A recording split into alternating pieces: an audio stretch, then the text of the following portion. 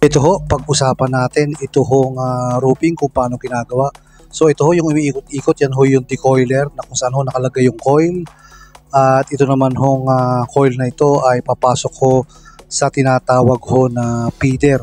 So dyan ho sinusubo yun hong coil na nanggaling ho doon sa decoiler at ito ho ay ipapasok dyan ho sa tinatawag na roll forming machine na kung saan ho ay maraming roller parts na umiikot-ikot ho habang umuusad ho ang pagpasok ng coil sheets na ipinasok ho dito sa roll forming machine. So napakarami hong roller parts niyan at patuloy ho na umiikot-ikot dyan. At yung mga roller parts na yan ho ay depende ho sa profile o itsura ho ng bubong. So iba't iba ho ang klase ng roll forming machine, depende ho sa design at profile ng bubong. So ito ho ay katulad ho ito ng mga creep block na high rib.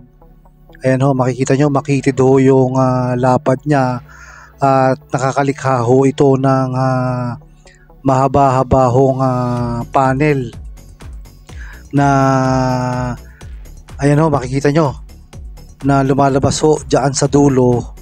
At ito ho yung bubong na na-produce na nanggaling ho sa roll forming machine. So ito ho, makikita nyo yung pinaka completed na ho na nagawa hong bubong dun ho sa pagpasok dun sa roll forming machine.